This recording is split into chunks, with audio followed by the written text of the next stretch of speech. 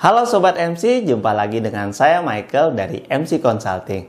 Kali ini kita akan membahas mengenai tarif khusus pajak penghasilan bagi UMKM. Tahukah Anda bahwa peraturan pemerintah nomor 23 tahun 2018 membahas khusus terkait dengan penghasilan bagi usaha yang diterima atau diperoleh wajib pajak yang memiliki peredaran bruto tertentu, yaitu UMKM. Nah, UMKM sendiri di Indonesia merupakan kontribusi terbesar untuk pendapatan pembayaran pajak di negara kita Indonesia. Nah, tahukah Anda bahwa cara umum hitung PPh bagi UMKM sebelum Juli 2013 bagi orang pribadi penghasilan bruto ini dikali dengan persentase norma penghasilan neto.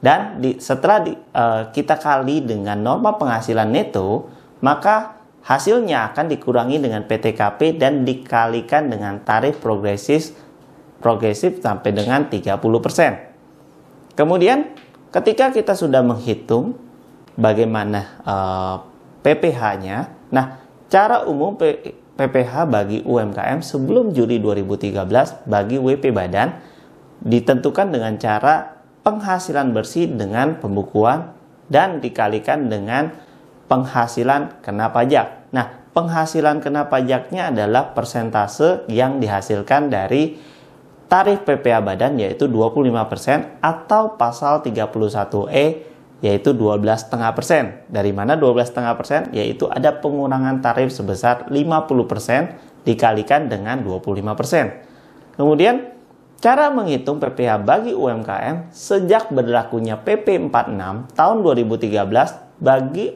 wajib pajak orang pribadi dan WP Badan yaitu menggunakan penghasilan bruto. Nah, penghasilan bruto sendiri adalah omsetnya. Jadi, omsetnya orang pribadi ataupun wajib pajak badan dikalikan dengan tarif yang sangat efisien yaitu 1% dan ini bersifat final. Nah, ini menggunakan PP 46 tahun 2013. Nah, kapan berlakunya PP 46 tahun 2013? Yaitu pertengahan Juli 2013. Artinya pada saat Juli ada perubahan tarif, yaitu 1% dikalikan dengan omset. Nah, kini tarifnya turun menjadi 0,5% khususnya pajak UMKM. Nah, mengapa diberikan kepada UMKM? Tentunya kita mesti tahu nih, bahwa UMKM adalah tulang punggung perekonomian. Nah, UMKM mendominasi perekonomian yaitu jumlah unit usaha hampir 98,8% dari total unit usaha dan tenaga kerjanya adalah 96,99% dari total tenaga kerja yaitu produk domestik bruto melebihi dari 50% yaitu 60,30% dari penghasilan domestik bruto. Nah, ketika kita melihat bahwa ada kontribusi penerimaan dari UMKM, nah maka pemerintah melihat ada kontribusi yang sebesar 2,2% terhadap total penerimaan PPh yang dibayar sendiri oleh wajib pajak, baik wajib pajak badan dan wajib pajak orang pribadi. Nah, dengan komposisi penerimaan PPh UMKM tersebut, maka kita akan melihat nih sekarang bagaimana nih peran serta masyarakat dalam kegiatan ekonomi formal. Nah, sehingga dengan adanya penurunan tarif yaitu 0,5% memberikan kesempatan bagi wajib pajak untuk berkontribusi bagi negara. Nah, kita lihat di sini bahwa perubahan dari PP 46 menjadi PP 23 tahun 2018. Nah, perubahannya seperti apa? Nah, kita harus lihat dulu subjek pajaknya, yaitu subjek pajak terbagi dari wajib pajak orang pribadi dan badan. Nah, kalau Anda sebagai orang pribadi berusaha sebagai UMKM, maka diberikan jangka waktunya sebesar 7 tahun. Nah, jangka waktunya adalah 7 tahun sejak Anda menggunakan tarif PPh final untuk UMKM. Kemudian untuk badan yang berbentuk PT dengan jangka waktu 3 tahun, sedangkan untuk CV, firma, dan koperasi dengan jangka waktu 4 tahun. Nah, jangka waktunya dihitung sejak WP lama ataupun WP baru. Nah, kita lihat nih, kalau WP lama jangka waktunya gimana ya kita ngitungnya. Nah, tentunya kalau untuk WP lama dihitung dari tahun pajak peraturan perpajakan atau peraturan pemerintah ini berlaku. Jadi PP 46 mengganti di 2013 diganti dengan PP nomor 23 tahun 2018. Nah, sejak berlakunya PP nomor 23 tahun 2018, maka bagi WP lama tahun pajak PP berlaku. Artinya ketika tahun pajaknya 2018 nih, nah wajib pajak orang pribadi ataupun badan sejak berlakunya PP, nah inilah kembali subjek pajaknya kalau orang pribadi dikasih waktu 7 tahun. Sedangkan untuk badan yang terbagi dari PT dan CV, firma dan koperasi, nah ini perbedaannya seperti ini. Kalau orang pribadi berarti dihitung sejak berlakunya PP ini terjadi, yaitu dari 2018 sampai 2025 ya. Jadi 7 tahun.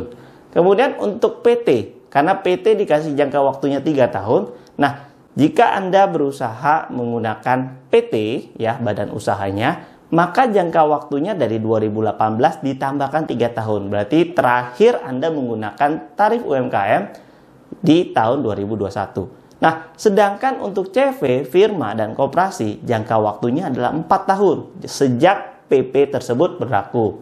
Artinya dari 2018 ditambahkan 4 tahun.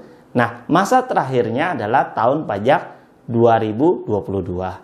Nah, sedangkan untuk WP baru seperti apa nih? Nah, ketika kita tahu bahwa berlakunya PP ini di tahun 2018 ya. Nah, sejak tahun pajak terdaftar bagi WP yang baru.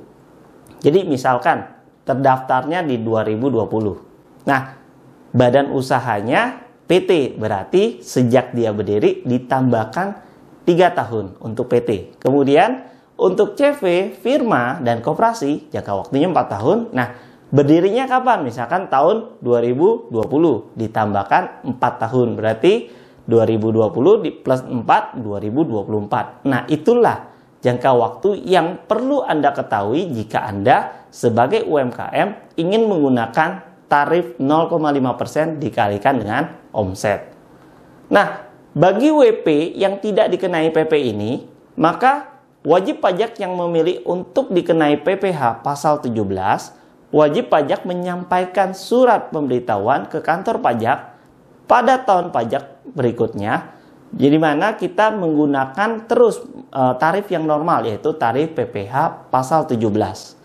Sedangkan untuk WP badan yang memperoleh fasilitas PPh pasal 31A Undang-Undang PPh atau PP 94 tahun 2010 ini tidak menggunakan tarif UMKM.